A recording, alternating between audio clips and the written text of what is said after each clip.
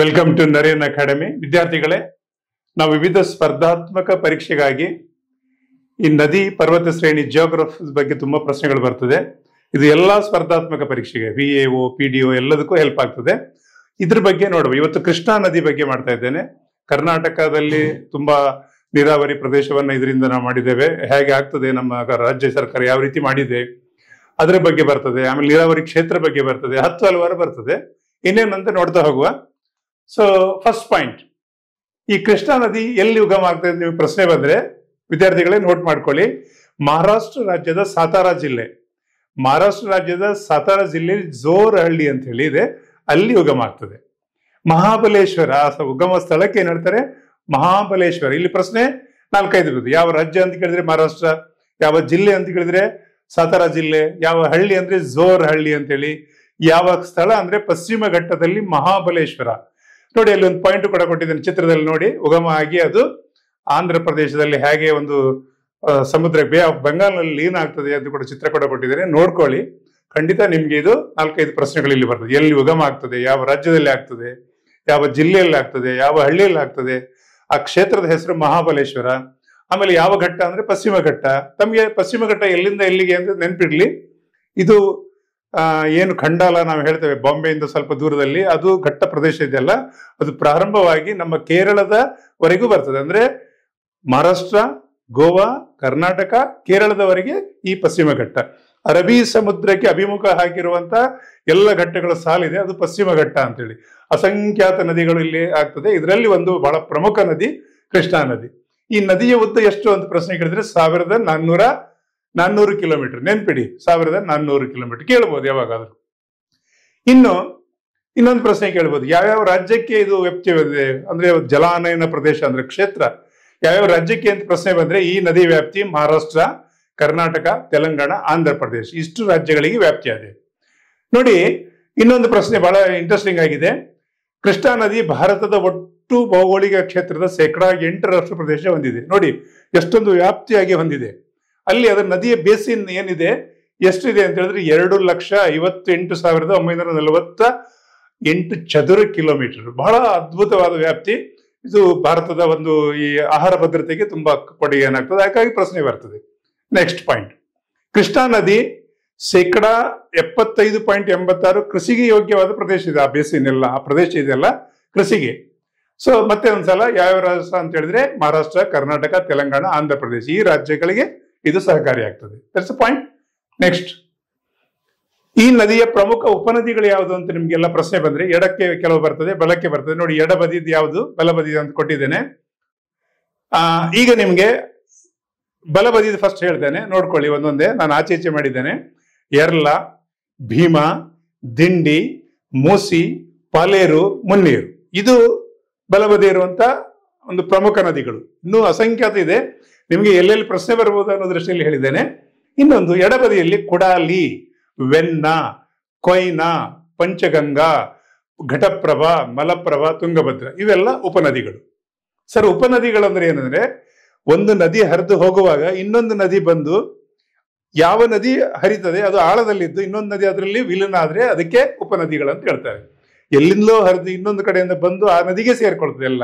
So ಹಾಗಾಗಿ ಮುಖ್ಯ ರಜೆ ಯಾವುದು? ಕೃಷ್ಣಾ ನದಿ. ಅದಕ್ಕೆ ಉಪನದಿಗಳು, ಮತ್ತೆ ಅದಕ್ಕೆ ಉಪನದಿಗಳು ಬರ್ತದೆ. ಉದಾಹರಣೆಗಾಗಿ ನೀವು ಪಂಚಗಂಗಾ ಅಂತ ಹೇಳಿ ಕೇಳಿದ್ರಿ, ಅದು ಕೋಲ್ಹಾಪುರದಲ್ಲಿ 5 ನದಿಗಳಿಂದ ಸೇರಿದೆ. ಅದು ಇನ್ನೊಂದು ಪ್ರಶ್ನೆ ಬರ್ಬೋದು, ಬರದೇ ಇರ್ಬೋದು. ಮಹಾರಾಷ್ಟ್ರ ರಾಜ್ಯದಲ್ಲಿ ಬರ್ಬೋದು, ನಮ್ಮಲ್ಲಿ ಬರದೇ ಇರ್ಬೋದು. ಆದ್ರೆ ಪಂಚಗಂಗಾ ನದಿ ಎಲ್ಲಿ ಅಂತ ಕೇಳಿದಾಗ ಕೋಲ್ಹಾಪುರದ ನಿಮ್ಗೆ ಗೊತ್ತಿರ್ಬೇಕು. ಈ ತರ ಘಟಪ್ರಭಾ ಯಾವ ಕರ್ನಾಟಕದಲ್ಲಿ ಎಲ್ಲಿದೆ ಅಂತ ಗೊತ್ತಿರ್ಬೇಕು ನಿಮಗೆ, ಅದು ಮುಂದೆ ಬರ್ತದೆ. ಆ ರೀತಿ ನೀವು ಅಧ್ಯಯನ ಮಾಡ್ಬೇಕಾಗ್ತದೆ. ಸೊ ಈ ಉಪನದಿಗಳ ಬಗ್ಗೆ ನೀವು ಒಂದಷ್ಟು ಮಾಹಿತಿಗಳನ್ನ ಕಲೆ ಹಾಕಿ ನಾನು ಇಲ್ಲಿ ಕೊಟ್ಟಿದ್ದೇನೆ. ನೆಕ್ಸ್ಟ್, ಕೃಷ್ಣಾ ನದಿ ಎಲ್ಲಿ ಎಂಡ್ ಆಗ್ತದೆ ಅಂತ ಹೇಳಿ, ಮುಕ್ತಾಯ, ಮೌತ್ ಅಂತ ಹೇಳ್ತಾರೆ, ರಿವರ್ ಮೌತ್ ಅಂತ ಹೇಳ್ತೇವೆ ಇಂಗ್ಲಿಷ್ ಅಲ್ಲಿ. ಅದು ನಾನು ಮುಕ್ತಾಯ ಯಾಕೆ ಹೇಳಿದ್ದೀನಿ ಅಂದ್ರೆ ವಿಲೀನ ಅಂತ ಹೇಳ್ಬೋದು ಕನ್ನಡದಲ್ಲಿ, ಬಹಳ ಚಂದ. ಎಂಡ್ ಆಗೋದು ಅಂತ ಹೇಳಿ, ಮೌತ್ ಅಂತ ಹೇಳಿ ನನಗೇನೋ ಅಷ್ಟು ಇಂಗ್ಲಿಷ್ ಅಲ್ಲಿ ಅದು ಚೆನ್ನಾಗಿ ಕಾಣ್ತಾ ಇಲ್ಲ, ಅದಕ್ಕೆ ಮುಕ್ತಾಯ ಅಂತ ಹಾಕಿದ್ದೇನೆ. 4 ರಾಜ್ಯಗಳಲ್ಲಿ ಹರಿದು ಆಂಧ್ರ ಪ್ರದೇಶ ರಾಜ್ಯದ ಕೃಷ್ಣಾ ಜಿಲ್ಲೆಯ ಹಂಸಲಾದೇವಿ ಎಂಬಲ್ಲಿ ಅದು ಬಂಗಾಳ ಕೊಲ್ಲಿ ಸಾಗರದಲ್ಲಿ ಲೀನವಾಗ್ತದೆ, ಮುಕ್ತಾಯ ಆಗ್ತದೆ, ರಿವರ್ ಮೌತ್ ಆಗ್ತದೆ, ಎಂಡ್ ಆಗ್ತದೆ ಅಂತ ಹೇಳ್ಬೋದು. ಸೊ ಬೇ ಆಫ್ ಬೆಂಗಾಲ್ ನೆನ್ಪಿಡಿ, ಇದು ಎಲ್ಲಿ ಅಂತ ಹೇಳಿ. ಅರಬ್ಬಿ ಸಮುದ್ರ, ಬೇ ಆಫ್ ಬೆಂಗಾಲ್ ಅಂದ್ರೆ, ಅಥವಾ ಬಂಗಾಳ ಕೊಲ್ಲಿ ಅಂತ ಹೇಳ್ತಾರೆ ಕನ್ನಡದಲ್ಲಿ, ಬೇ ಆಫ್ ಬಂಗಾಲ್ ಅಂತ ಹೇಳ್ತಾರೆ. ಸೊ ಇದು ಒಂದು ಪಾಯಿಂಟ್. ಇಲ್ಲಿ 4-5 ಪಾಯಿಂಟ್ ಬರ್ತದೆ. ಎಲ್ಲಿ ಯಾವ ರಾಜ್ಯ ಅಂತ ಹೇಳಿದ್ರೆ ಆಂಧ್ರ ಪ್ರದೇಶ್, ಯಾವ ಪ್ರದೇಶ ಅಂದ್ರೆ ಹಂಸಲಾದೇವಿ, ಯಾವ ಜಿಲ್ಲೆ ರಾಜ್ಯ ಆಂಧ್ರ ಪ್ರದೇಶದಲ್ಲಿ ಯಾವ ಜಿಲ್ಲೆ ಅಂದ್ರೆ ಕೃಷ್ಣಾ ಜಿಲ್ಲೆ, ಇದೆಲ್ಲ ನೆನ್ಪಿಡ್ಬೇಕಾಗ್ತದೆ. ಸೊ ನೀವು ತರ್ಕ ಮಾಡ್ಬೇಕು. ನೋಡಿ ಅಲ್ಲಿ ನಾನು ಚಿತ್ರ ಕೂಡ ಕೊಟ್ಟಿದ್ದೇನೆ, ಅದು ನಿಮಗೆ ಹಿಂದೆ ಕೂಡ ಹೇಳಿದೆ. ಅಲ್ಲಿ ಒಂದು ಡೆಲ್ಟಾ ನಿರ್ಮಾಣ ಮಾಡ್ತದೆ ಅಂದ್ರೆ ಮುಕ್ತಾಯ ಅಂತೇಳಿ ಡೆಲ್ಟಾ.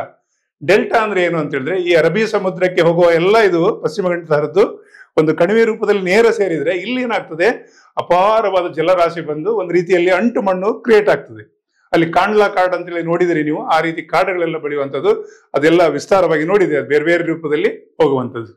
ಸೊ ಮುಕ್ತಾಯ ಹಂತದಲ್ಲಿ ಡೆಲ್ಟಾ ನಿರ್ಮಾಣ ಮಾಡ್ತದೆ, ಇದು ಕೂಡ ಕೇಳ್ತಾರೆ.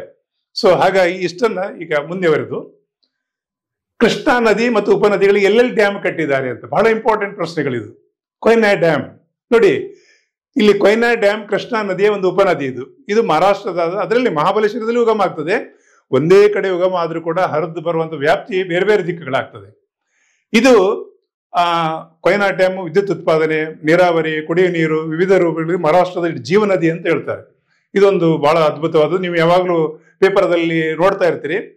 ಕರ್ನಾಟಕದಲ್ಲಿ ಮಳೆ ಆಗ್ಲಿಲ್ಲ, ಬಟ್ ಕೃಷ್ಣಾ ನದಿಯಲ್ಲಿ ಅಪಾರ ಸುತ್ತಮುತ್ತಲು ಎಲ್ಲ ನೀರಲ್ಲಿ ಮುಳುಗಿದೆ ಅಂತ ಬರ್ತಾರೆ. ಮಳೆನೇ ಆಗ್ಲಿಲ್ಲ, ಹೇಗೆ ಮುಳುಗಿತಂದ್ರೆ ಆ ಡ್ಯಾಮಿನಿಂದ ಅಪಾರ ಜಲರಾಶಿ ಬರುವಾಗ ಇಲ್ಲಿ ಏನಾಗ್ತದೆ, ಈ ನದಿಯ ವ್ಯಾಪ್ತಿಯಲ್ಲಿ ಕರ್ನಾಟಕದಲ್ಲಿ ತೊಂದರೆ ಕೊಡ್ತದೆ. ತೊಂದರೆ ಅಂದ್ರೆ ತೊಂದರೆ ಅಂತ ಹೇಳ್ಬೋದು, ಒಳ್ಳೇದಂತ ಹೇಳ್ಬೋದು. ನೀವು ಒಳ್ಳೇದು ಯಾಕೆ ಅಂದ್ರೆ ನಮಗೆ ಕುಡಿಯುವ ನೀರಿನ ಸಮಸ್ಯೆ ಪರಿಹಾರ ಆಯ್ತು, ಕೃಷಿಗೂ ಆಯ್ತು. ತೊಂದರೆಯನ್ನು ದಡದಲ್ಲಿ ಇರುವಂತ ರೈತರಿಗೆ ಖಂಡಿತ ತೊಂದರೆ ಆಗ್ತದೆ. ಇದು ನಾವು ಪೇಪರ್ ಅಲ್ಲಿ ನೋಡ್ತಾ ಇರ್ತೇವೆ. ಹಾಗಾಗಿ ಕೊಯ್ನಾ ಡ್ಯಾಮ್ ಇಂದ ನೀರು ಅಪಾರ ಜಲರಾಶಿ, ಇದು ಉಪನದಿ ಆದ್ರೂ ಕೂಡ ಬಹಳ ದೊಡ್ಡ ಮಟ್ಟದಲ್ಲಿ ಅದು ಮಹಾರಾಷ್ಟ್ರಕ್ಕೆ ಜೀವನದಿ ಅಂತ ಹೇಳ್ತಾರೆ. ಅದಕ್ಕೆ ಇದೊಂದು ನೆನ್ಪಿಡಿ, ಕೊಯ್ನಾ ಡ್ಯಾಮ್. ಸೊ ನಮ್ಮ ಕರ್ನಾಟಕದಲ್ಲಿ ಎಲ್ಲೆಲ್ಲಿ ಕಟ್ಟಿದ್ದಾರೆ ಕೃಷ್ಣಾ ನದಿಗೆ ಅಂತ ಪ್ರಶ್ನೆ ಬಂದ್ರೆ, ಆಲ್ಮಟ್ಟಿ, ಬಿಜಾಪುರ ಜಿಲ್ಲೆಯ ಬಸವನ ಬಾಗೇವಾಡಿ ತಾಲೂಕು. ನೋಡಿ 4-5 ಪ್ರಶ್ನೆ ಆಗ್ತದೆ. ಯಾವ ಜಿಲ್ಲೆ? ಬಿಜಾಪುರ ಜಿಲ್ಲೆ. ಯಾವ ತಾಲೂಕು? ಬಸವನ ಬಾಗೇವಾಡಿ. ಯಾವ ಪ್ರದೇಶ? ಆಲ್ಮಟ್ಟಿ. ಇದಕ್ಕೆ ವಿದ್ಯುತ್ ಉತ್ಪಾದನೆ, ಕುಡಿಯುವ ನೀರು, ಬೇರೆ ಬೇರೆ ಉದ್ದೇಶಕ್ಕೆ ಇದನ್ನು ಉಪಯೋಗ ಆಗ್ತದೆ. ಇಲ್ಲಿ ಡ್ಯಾಮ್ ಕಟ್ಟಿದ್ದಾರೆ. ಡ್ಯಾಮ್ ಚಿತ್ರ ಕೂಡ ಕೊಟ್ಟಿದ್ದೇನೆ ನೋಡಿ. ಇನ್ನೊಂದು, ಇದಕ್ಕೆ ಲಾಲ್ ಬಹದ್ದೂರ್ ಶಾಸ್ತ್ರಿ ಡ್ಯಾಮ್ ಅಂತ ಹೆಸರಿಡಲಾಗಿದೆ. ಯಾಕೆ ಅಂದ್ರೆ ಇದರ ಶಂಕುಸ್ಥಾಪನೆ ಮಾಡಿದ್ರು ಲಾಲ್ ಬಹದ್ದೂರ್ ಶಾಸ್ತ್ರಿ, ಆ ದೃಷ್ಟಿಯಲ್ಲಿ ಅವರು ಹೆಸರಿಟ್ಟಿದ್ದಾರೆ. ಇದು ಕೂಡ ನಿಮ್ಗೆ ಕೇಳ್ತಾರೆ. ಲಾಲ್ ಬಹದ್ದೂರ್ ಶಾಸ್ತ್ರಿ ಇಟ್ಟಿದ್ದು ಈಗ ಕಂಪ್ಲೀಟ್ ಆಗಿದೆ, ಅದು ಈಗಂತೂ ಇತ್ತೀಚೆಗೆ ಆಗಿದೆ. ಸೊ ಬಹಳ ಅದ್ಭುತವಾದ ಯೋಜನೆ ಇದು. ಸೊ ಇದೊಂದು ಪಾಯಿಂಟ್ ನಿಮಗೆ ಬಂದೇ ಬರ್ತದೆ. 2-3, ಒಂದು ಯಾವ ಜಿಲ್ಲೆ, ಯಾವ ತಾಲೂಕು, ಎಲ್ಲಿ ಡ್ಯಾಮ್ ಕಟ್ಟಿದ್ದಾರೆ, ಆ ಸ್ಥಳದ ಹೆಸರು, ಆಮೇಲೆ ಯಾವ ಹೆಸರಿಂದ ಕರೀತಾರೆ. 4-5 ಪ್ರಶ್ನೆಗಳು, ತರ್ಕ ಮಾಡಿ ಅಷ್ಟೇ. ಎಷ್ಟು TMC ನೀರಿದೆ ಅಂತ ಹೇಳಿದ್ರೆ 123.25 ಲಾಸ್ಟ್ ಕೊಟ್ಟಿದ್ದೇನೆ. ಆ ಪಾಯಿಂಟ್ ಕೂಡ ನೋಟ್ ಮಾಡ್ಕೊಳ್ಳಿ, ನಿಮ್ಗೆ ಇದು ಸಹಕಾರಿ ಆಗ್ತದೆ. ನೆಕ್ಸ್ಟ್ ನೋಡಿ, ಅದರದೇ ನದಿಗೆ ಬಸವಸಾಗರ್ ಡ್ಯಾಮ್ ಅಂತೇಳಿ ಇದು ನಾರಾಯಣಪುರ ಎಂಬಲ್ಲಿ ಕಟ್ಟಲಾಗಿದೆ. ಸುರಪುರ ತಾಲೂಕು, ಯಾದಗಿರಿ ಜಿಲ್ಲೆಯಲ್ಲಿ. ನೆನ್ಪಿಡ್ಬೇಕಿದು ಯಾವ ಜಿಲ್ಲೆ, ಯಾವ ತಾಲೂಕು, ಅದರ ಹೆಸರು ಏನು. ಅದಕ್ಕೆ ಹೆಸರು ಬಸವಸಾಗರ ಅಂತ ಇಟ್ಟಿದ್ದಾರೆ. ಎಲ್ಲಿ ಕಟ್ಟಿದ್ದಾರೆ? ಆಡು ಭಾಷೆಯಲ್ಲಿ ನಾರಾಯಣಪುರ ಅಂತ ಹೇಳ್ತಾರೆ. ನಾರಾಯಣಪುರದ ಪ್ರದೇಶದಲ್ಲಿ ಕಟ್ಟಿದ್ದಾರೆ. ಸೊ ನಿಮಗೆ ಪ್ರಶ್ನೆ ಇದು ಕೂಡ ಬರ್ಬೋದು, ನಾರಾಯಣಪುರ ಡ್ಯಾಮ್ ಎಲ್ಲಿದೆ ಅಂದ್ರೆ ಜಿಲ್ಲೆ ಹೆಸರು ಕೇಳ್ಬೋದು. ಸೊ 4-5 ಪ್ರಶ್ನೆಗಳು ಇಲ್ಲಿ ತರ್ಕ ಮಾಡಿ ನೋಡಿ. ನಾನೀಗ ಆಲ್ರೆಡಿ ನಿಮ್ಗೆ ಹೇಳಿದ್ದೇನೆ, ಡ್ಯಾಮ್ ಹೆಸರು ಎಲ್ಲಿ, ಯಾವ ಸ್ಥಳ ಅಂದ್ರೆ ನಾರಾಯಣಪುರ, ಯಾವ ಜಿಲ್ಲೆ ಯಾದಗಿರಿ, ಯಾವ ತಾಲೂಕು ಸುರಪುರು, ಬಸವಸಾಗರ ಅದರ ಹೆಸರು. ಸೊ ಬಸವ ಯಾಕೆ, ನನ್ನ ಬಸವಣ್ಣನವರದ್ದು ಕ್ಷೇತ್ರ ಇದೆಯಲ್ಲ, ಬಸವಸಾಗರ ಅಂತ ಹೇಳಿ. ಸೊ ಆ ದೃಷ್ಟಿಯಲ್ಲಿ ಇಟ್ಟಿದ್ದಾರೆ. ಕುಡಿಯುವ ನೀರು ಮತ್ತೆ ಕೃಷಿಗೆ ಇದು ಉಪಯೋಗ ಆಗ್ತದೆ. ಎಷ್ಟು CMT ಅಂತ ಹೇಳಿ ಕೂಡ ಅಲ್ಲಿ ಕೊಟ್ಟಿದ್ದೇನೆ, TMC. ಅದೊಂದು ಪಾಯಿಂಟ್ ನೋಟ್ ಮಾಡ್ಕೊಳ್ಳಿ, ಖಂಡಿತ ನಿಮ್ಗೆ ಸಹಕಾರಿ ಆಗ್ತದೆ. ಇನ್ನೊಂದು, ಕೃಷ್ಣಾ ನದಿ ಉಪನದಿಗಳಿಗೆ ಎಲ್ಲೆಲ್ಲಿ ಕಟ್ಟಿದ್ದಾರೆ ಅಂತ ಪ್ರಶ್ನೆ ಬಂದಾಗ ನೋಡಿ, ಇಲ್ಲಿ ಒಂದು ತುಂಗಭದ್ರಾ ಡ್ಯಾಮ್. ಸೊ ವಿದ್ಯಾರ್ಥಿಗಳೇ, ನಿಮ್ಗೆ ಹಳೇ ಇದರಲ್ಲಿ ಹುಡುಕಿದ್ರೆ ನೀವು, ಅದು ಬಳ್ಳಾರಿ ಜಿಲ್ಲೆ ಅಂತ ಬರ್ತದೆ. ಆಕ್ಚುಲಿ ಇತ್ತೀಚೆಗೆ ಹೊಸ ಜಿಲ್ಲೆ ರಜೆ ಆಯ್ತು, ವಿಜಯನಗರ ಜಿಲ್ಲೆ. ಅಲ್ಲಿ ನಗೆ ಅಂತ ಆಗಿದೆ, ಅದು ಸರಿ ಮಾಡ್ಕೊಳ್ಬೇಕು. ವಿಜಯನಗರ ಜಿಲ್ಲೆ ಹಿಂದಿನ ಬಳ್ಳಾರಿ ಜಿಲ್ಲೆ, ಹಿಂದೆ ಬಳ್ಳಾರಿ ಜಿಲ್ಲೆಯಲ್ಲಿತ್ತು, ಅದು ಹೊಸದಾಗಿ ಒಂದು ಜಿಲ್ಲೆ ರಚನೆ ಮಾಡಿದ್ದಾರೆ. ಯಾವ ಜಿಲ್ಲೆ ಅಂತ ಇತ್ತೀಚೆಗೆ ಪ್ರಶ್ನೆ ಬಂದ್ರೆ ವಿಜಯನಗರ ಜಿಲ್ಲೆ, ಹೊಸಪೇಟೆ ಎಂಬಲ್ಲಿ ಕಟ್ಟಿದ್ದಾರೆ ತುಂಗಭದ್ರಾ ನದಿಗೆ. ಸೊ ಹೊಸಪೇಟೆ ಹೊಸದಾಗಿ ರಚನೆಗೊಂಡ ಒಂದು ವಿಜಯನಗರ ಜಿಲ್ಲೆ ಆಗಿರ್ಬೇಕಂತ. ಜಿಲ್ಲಾ ಕೇಂದ್ರ ಯಾವುದು ಅಂತ ನಿಮ್ಗೆ ಎಲ್ಲಾದ್ರೂ ಪ್ರಶ್ನೆ ಬಂದ್ರೆ ಹೊಸಪೇಟೆ. ವಿಜಯನಗರದ ಜಿಲ್ಲಾ ಕೇಂದ್ರ ಯಾವುದು ಅಂತ ಕೇಳಿದ್ರೆ ಹೊಸಪೇಟೆ. ತುಂಗಭದ್ರಾ ನದಿಗೆ ಎಲ್ಲೇ ಇದು ಡ್ಯಾಮ್ ಕಟ್ಟಿದ್ದಾರೆ ಅಂದ್ರೆ ಅದೇ ಹೊಸಪೇಟೆ ಹತ್ರ.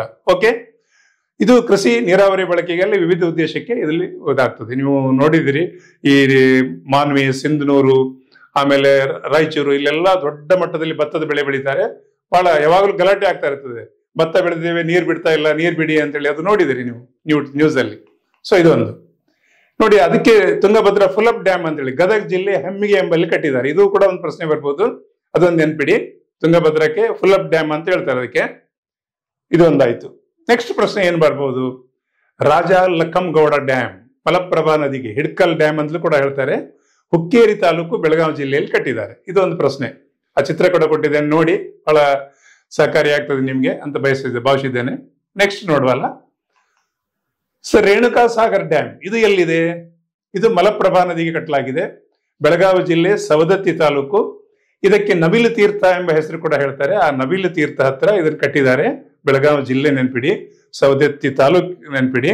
ಹೆಸರು ಯಾವ್ದು ಇಟ್ಟಿದ್ದಾರೆ? ರೇಣುಕಾ ಸಾಗರ್ ಡ್ಯಾಮ್ ಅಂತೇಳಿ. ಅದು ಚಿತ್ರ ಕೂಡ ಕೊಟ್ಟಿದ್ದೇನೆ ನೋಡಿ, ಖಂಡಿತ ನಿಮ್ಗೆ ಅದು ಸಹಕಾರಿ ಆಗ್ತದೆ. ಎಷ್ಟು ಕೆಪಾಸಿಟಿ ಇದೆ ಅಂತ ಕೂಡ ಕೊಟ್ಟಿದ್ದೇನೆ. ಇದೊಂದು ಪಾಯಿಂಟ್ ನೋಟ್ ಮಾಡ್ಕೊಳ್ಳಿ, ಸ್ಕ್ರೀನ್ ಶಾಟ್ ತಗೊಳ್ಳಿ, ನಿಮ್ಗೆ ತುಂಬಾ ಸಹಕಾರಿ ಆಗ್ತದೆ ಇದು. ಸೊ ನೆಕ್ಸ್ಟ್ ಪಾಯಿಂಟ್, ಭದ್ರಾ ನದಿ. ಸೊ ನೋಡಿ, ಕೃಷ್ಣಾ ನದಿಗೆ ಇನ್ನೊಂದು ಉಪನದಿ, ಒಂದು ಭದ್ರಾ ಒಂದು ತುಂಗ, ಎರಡೂ ಸೇರಿ ತುಂಗಭದ್ರಾ ನದಿ ಆಗ್ತದೆ ಅಲ್ವಾ. ಭದ್ರಾ ಅಂತ ಒಂದು ನದಿ ಇದೆ, ಅದು ಎಲ್ಲಿ? ಪಶ್ಚಿಮ ಘಟ್ಟದಲ್ಲಿ ಉಗಮ ಆಗ್ತದೆ. ಸೊ ಇಲ್ಲಿಂದ ಹರಿದು ಇನ್ನೊಂದು ನದಿ ತುಂಗಾಗ ಸೇರಾಗ್ತದೆ, ತುಂಗಭದ್ರಾ ಆಗ್ತದೆ. ಈ ಭದ್ರಾ ನದಿಗೂ ಒಂದು ಅಣೆಕಟ್ಟು ಕಟ್ಟಿದ್ದಾರೆ. ಅದು ಎಲ್ಲಿ ಅಂತ ಪ್ರಶ್ನೆ ಬಂದ್ರೆ ಚಿಕ್ಕಮಗಳೂರು ಜಿಲ್ಲೆ ತರೀಕೆರೆ ತಾಲೂಕು ಲಕ್ಕವಳ್ಳಿ ಎಂಬಲ್ಲಿ ಕಟ್ಟಿದ್ದಾರೆ. ಇದರ ಕೆಪಾಸಿಟಿ ಕೂಡ ಕೊಟ್ಟಿದ್ದೇನೆ. ಇದು 4-5 ಪ್ರಶ್ನೆಗಳಾಗ್ತದೆ, ಖಂಡಿತ ನಿಮ್ಗೆ ಇದು ಸಹಕಾರಿ ಆಗ್ತದೆ. Next point. ಸೊ ನೋಡಿ, ಸ್ಕ್ರೀನ್ ಶಾಟ್ ತಗೊಳ್ಳಿ, ಖಂಡಿತ ನಿಮ್ಗೆ ಈ ವಿವಿಧ ಸ್ಪರ್ಧಾತ್ಮಕ, ಯಾವುದೇ ಸ್ಪರ್ಧಾತ್ಮಕ ಪರೀಕ್ಷೆ ಇರುವುದು, ಈಗ ಬರ್ಲಿಕ್ಕಿರುವ VAO ಆಗ್ಬೋದು, PDO ಆಗ್ಬೋದು, ಅಥವಾ KAS IAS ಎಲ್ಲದರಲ್ಲಿಯೂ ಬರಲು ಸಾಧ್ಯತೆಗಳುಂಟು. ನೀವು ಜಿಯೋಗ್ರಫಿ ಬಗ್ಗೆ ಎಲ್ಲಿ ಪ್ರಶ್ನೆ ಬರೋದಂತ ಹೇಳಲಿಕ್ಕೆ ಆಗೋದಿಲ್ಲ, ಬರೋ ಸಾಧ್ಯತೆಗಳು ಅಂತೂ ಖಂಡಿತ ಇದೆ. ನೆಕ್ಸ್ಟ್ ನೋಡಿ, ಇಲ್ಲಿ ಆಂಧ್ರ ಪ್ರದೇಶ ಮತ್ತು ತೆಲಂಗಾಣದಲ್ಲಿ ಎಲ್ಲೆಲ್ಲಿ ಡ್ಯಾಮ್ಗಳನ್ನು ಕಟ್ಟಿದ್ದಾರೆ ಅಂತ ಒಂದು ಲಿಸ್ಟ್ ಕೊಟ್ಟಿದ್ದೇನೆ. ಇದೊಂದು ಸ್ಕ್ರೀನ್ ಶಾಟ್ ತಗೊಂಡು ನೆನ್ಪಿಟ್ಕೊಳ್ಳಿ. ತೆಲಂಗಾಣ ರಾಜ್ಯದಲ್ಲಿ ನಾಗಾರ್ಜುನ ಸಾಗರ್ ಇದೆ, ರಾಜೌಲಿ ಬಾಂದ್ ಅಂತಿದೆ, ಆಮೇಲೆ ಜರೋಲ್ ಪ್ರಾಜೆಕ್ಟ್ ಅಂತಿದೆ, ಉಸ್ಮಾನ್ ಸಾಗರ್ ಅಂತಿದೆ, ಹಿಮಾಯತ್ ಸಾಗರ್ ಅಂತೇಳಿ. ಇದು ಆಂಧ್ರ ಪ್ರದೇಶದಲ್ಲಿ. ಇದು ಅಲ್ಲದೆ ನೀವು ಸರ್ಚ್ ಮಾಡಿದ್ರೆ ತೆಲಂಗಾಣದಲ್ಲಿ 30ರಿಂದ 40 ಗೋದಾವರಿ ಮತ್ತು ಕೃಷ್ಣಾ ಸೇರಿ 30ರಿಂದ 40 ಡ್ಯಾಮ್ಗಳಿದೆ. ನಮ್ಮ ಕರ್ನಾಟಕಕ್ಕೆ ಬಹಳ ಕಡಿಮೆ ನೀರಾವರಿ. ಸೊ ಅಲ್ಲೆಲ್ಲ ನೋಡುವಾಗ ನನಗೆ ಆಶ್ಚರ್ಯ ಆಯ್ತು ಸರ್ಚ್ ಮಾಡುವಾಗ. ಸೊ ಗೋದಾವರಿ ಮತ್ತು ಕೃಷ್ಣಾ ಸೇರಿದಂತೆ 30-40 ಪ್ರಾಜೆಕ್ಟ್ಗಳಿದೆ ಅಲ್ಲಿ. ಸೊ ಇನ್ನೊಂದು ಆಂಧ್ರ ಪ್ರದೇಶದಲ್ಲಿ ಶ್ರೀಶೈಲಂ, ಅಲ್ಲಿ ಒಂದು ಚಿತ್ರ ಕೂಡ ಕೊಟ್ಟಿದ್ದೇನೆ. ನಾಗಾರ್ಜುನ್, ಪುಲಿಚಿಂತಲ್ ಪ್ರಾಜೆಕ್ಟ್ ಅಂತೇಳಿ, ವೆಂಕಟಪುರಂ ಮತ್ತೆ ಪ್ರಕಾಶಂ ಬ್ಯಾರೇಜ್. ಸೊ ನಾಗಾರ್ಜುನ್ 2 ಕಡೆ ಯಾಕೆ ಬಂತಂದ್ರೆ ತಮಗೆಲ್ಲ ಗೊತ್ತಿರುವ ಹಾಗೆ ಆಂಧ್ರ ಪ್ರದೇಶ ವಿಭಜನೆ ಮಾಡಿ 2 ರಾಜ್ಯ ಆಯ್ತು, ತೆಲಂಗಾಣ ಮತ್ತು ಇದು. ಅದು ಎರಡನ್ನು ನೀರಿನ ಹಂಚಿಕೆ ಇರೋದ್ರಿಂದ 2 ಕಡೆ ಕೊಟ್ಟಿದ್ದಾನೆ. ಇದೊಂದು ಪಾಯಿಂಟ್, ನಿಮ್ಗೆ ಕನ್ಫ್ಯೂಸ್ ಆಗೋದು ಬೇಡ. ಸೊ ನೆಕ್ಸ್ಟ್ ಇನ್ನೊಂದು ಪ್ರಶ್ನೆ, ಕೃಷ್ಣಾ ನದಿಯ ಒಂದು ಉಪನದಿ ನೆನ್ಪಿಡಿ, ಭೀಮಾ. ಇದು ಬಹಳ ಇಂಪಾರ್ಟೆಂಟ್. ಪಂಢರಪುರ ನೀವು ಕೇಳಿದಿರಿ, ಪಂಢರಪುರ ಕ್ಷೇತ್ರದಲ್ಲಿ ಬರ್ತದಲ್ಲ, ಇದು ಎಲ್ಲಿ ಉಗಮ ಆಗ್ತದೆ ಅಂತ ಹೇಳಿದ್ರೆ ಭೀಮಾ ನದಿ ಮಹಾರಾಷ್ಟ್ರ ರಾಜ್ಯದ ಒಂದು ಪವಿತ್ರವಾದ ಸ್ಥಳ. ಪಂಢರಪುರ ನದಿ ದಡದಲ್ಲಿದೆ ಅಲ್ವಾ. ಇದು ಎಲ್ಲಿ ಉಗಮ ಆಗ್ತದೆ ನಿಮಗೆ ಪ್ರಶ್ನೆ ಬಂದ್ರೆ, ಕೃಷ್ಣಾ ನದಿಯ ಮಹತ್ವದ ಉಪನದಿ ಭೀಮಾ ಮಹಾರಾಷ್ಟ್ರ ರಾಜ್ಯದ ಪುಣೆ ಎಂಬಲ್ಲಿ ಭೀಮಾಶಂಕರ್. ಸೊ ನೆನ್ಪಿಡಿ ವಿದ್ಯಾರ್ಥಿಗಳೇ, ಕೃಷ್ಣಾ ನದಿಯ ಒಂದು ಉಪನದಿ ಭೀಮಾ ನದಿ. ಇದು ಉಗಮ ಆಗೋದು ಪುಣೆ ಹತ್ತಿರ ಭೀಮಾಶಂಕರ್ ಎಂಬಲ್ಲಿ, ಪಶ್ಚಿಮ ಘಟ್ಟ ಸಾಲೆ ಅದು ಕೂಡ, ಅಲ್ಲಿ ಉಗಮ ಆಗ್ತದೆ. ಇದು ಒಂದು ಪಾಯಿಂಟ್.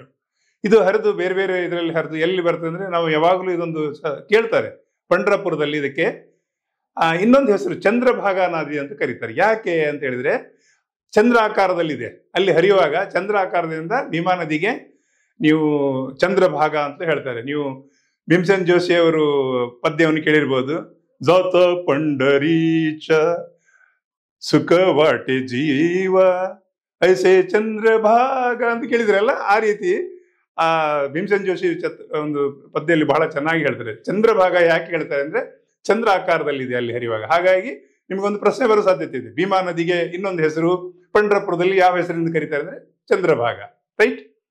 ಸೊ ಈ ಭೀಮಾ ನದಿ ಮುಂದುವರೆದು ಕರ್ನಾಟಕ ಮತ್ತು ತೆಲಂಗಾಣ ರಾಜ್ಯದ ಗಡಿಯಲ್ಲಿ ಮೆಹಬೂಬ್ ನಗರ್ ಜಿಲ್ಲೆ ಹತ್ತಿರ ಶ್ರೀ ಸಂಗಮ್. ಇದೊಂದು ಪ್ರಶ್ನೆ ಬರ್ಬೋದು, ಭೀಮಾ ನದಿ ಎಲ್ಲಿ ಕೃಷ್ಣಾ ನದಿಗೆ ವಿಲೀನ ಆಗ್ತದೆ ಅಂದ್ರೆ ಶ್ರೀ ಸಂಗಮ್ ಎಂಬಲ್ಲಿ ಕೃಷ್ಣಾ ನದಿಗೆ ವಿಲೀನ ಆಗ್ತದೆ. So that's a wonder.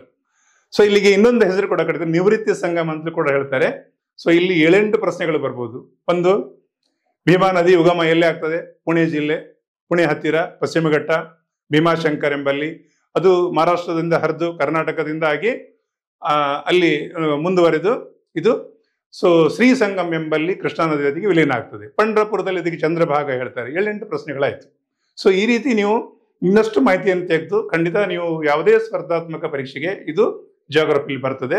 ಇಷ್ಟನ್ನು ಹೇಳ್ತಾ ವಿದ್ಯಾರ್ಥಿಗಳಿಗೆ ಬನ್ನಿ, ನರೇನ್ ಅಕಾಡೆಮಿ ವಿವಿಧ ಸ್ಪರ್ಧಾತ್ಮಕ ಪರೀಕ್ಷೆಗಳಿಗೆ ನಾವೇನು ತರಬೇತಿ ಕೊಡ್ತಾ ಇದ್ದೇವೆ.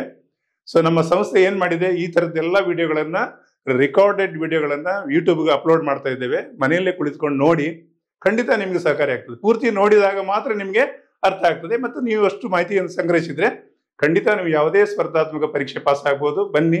Thank you very much.